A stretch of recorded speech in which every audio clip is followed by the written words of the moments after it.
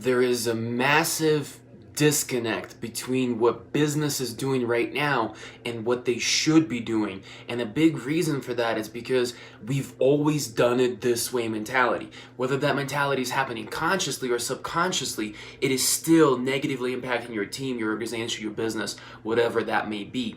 So I want to explain today one of the biggest problems that this disconnect is causing.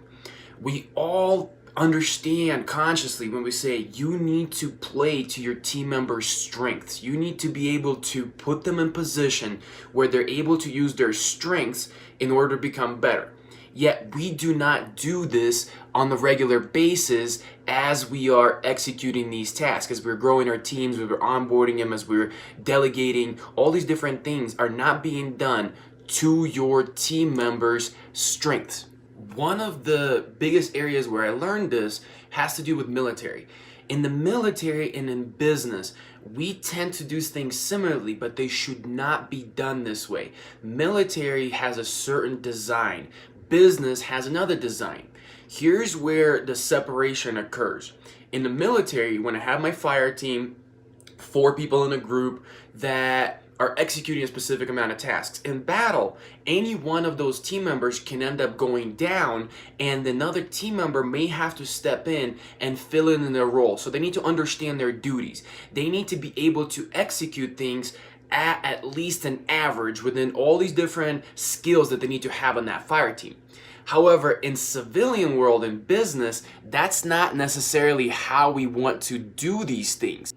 In business, we need to learn to specialize. We need to be able to play to people's specialties. Why? Because at any given point, somebody's not gonna die and all of a sudden this other person needs to do their job. There's usually other people in those roles that can do it, or you can outsource. There's so many different ways that you can execute your mission within business when somebody gets sick or something happens. So we have to have this distinction. You can't apply the same tactics, and this graph has a lot to do, and I'll explain that now, to what this has to do with applying to your people's strengths. So looking at this graph, take a look at different basically areas of the graph. You have your performance score on one of the axes, you have your personal attributes on another axis. So think about your team members. This is just an example. We have people skills, analytical skills, creativity skills, decision skills, organizational skills, and persuasion skills.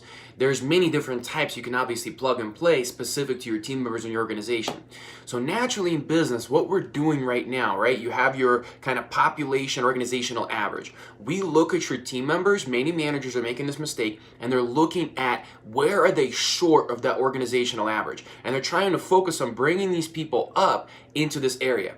But what you have to consider is your input and your output. Your input that we're measuring here is a unit of time. If you invest a unit of time in one area, how does that compare to if you invested that unit of time in another area?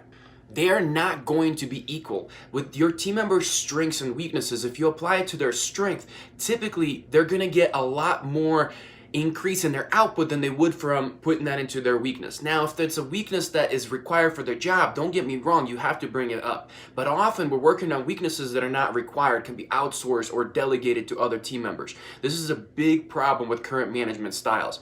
The other consideration I want you to have is that 90% of all difference outcome when it comes down to output occurs in the last 10% of growth. When you get your team members that are already up here, this is where we should be investing into these where they're strong, above organizational average. When you put a unit of time here, you get a much greater increase in your outcome.